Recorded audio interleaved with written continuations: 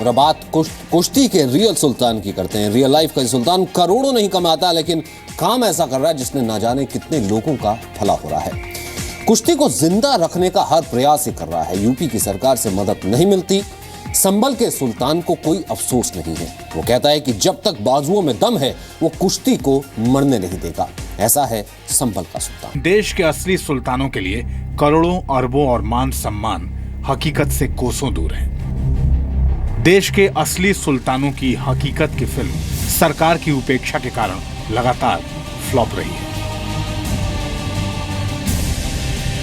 लेकिन कोई है जो कुश्ती को जिंदा रखना चाहता है, पहलवानों को मान सम्मान दिलाना चाहता है।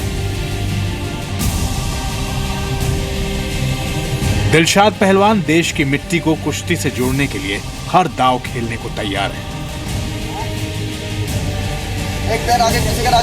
यूपी के संभल के मशहूर पहलवान दिलशाद अपनी मेहनत से कुश्ती के अस्तित्व को बड़ी शिद्दत से बचाने में लगे हुए हैं। फिर भी सवाल तो है, महाबली गामा पहलवान की धरती में कुश्ती चित्त क्यों हो रही है?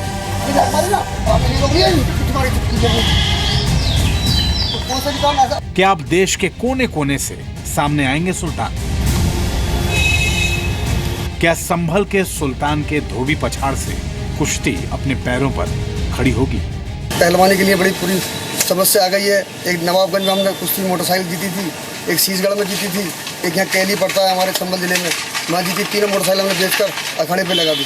अंतर्राष्ट्रीय पहलवान इस अखाड़े पर आकर प्रैक्टिस करते हैं और कुछ ना कुछ गुण सीख के जाते हैं। संभल के इस अखाड़े में ओलंपियन सुशील पहलवान भी दिलशाद से पुट्ठी दांव सीख चुके हैं।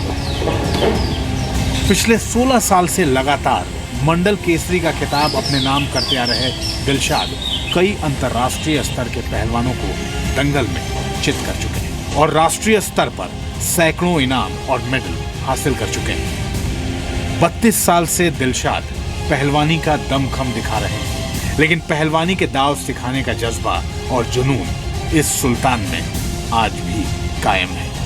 जैसे यहाँ सुशील पहलवान ओलंपियन, उसके बाद में रमेश भूरा पहलवान ओलंपियन, राजीव तोमड़ पहलवान ओलंपियन, और तुम्हारा इसके लिए अनिल मान पहलवान, और बहुत से अंतर्राष्ट्रीय पहलवान। यहाँ पे सत्यव्रत अभी आया था, वो भी अभी आपके भारत केसरी भी रह चुका है।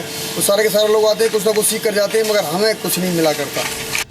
दिलशाद की सबसे बड़ी खासियत है कि बिना किसी सरकारी मदद के वो अपने खर्च से अखाड़े का रखरखाव और पहलवानों की सुविधाओं को पूरा करते हैं। पहलवानों की सुविधाओं पर होने वाले खर्च के लिए इनामी दंगल में दिलशाद कुश्तियां लड़ते हैं और इनाम में जीती गई रकम को पहलवानों की खुराक पर खर्च करते हैं। पहलवानों की खुराक के लिए दिलशाद कुश्ती में जीती गई 4 मोटर बाइक अब तक बेच चुके हैं, लेकिन कमी फिर भी रह जाती है। दिलशाद अपना मकसद नहीं भूलते। कुश्ती के वजूद को बचाए रखने के लिए संभल का ये सुल्तान अखाड़े और कुश्ती से दूर मंडी में दुकान लगाकर सब्जी को बेचता है।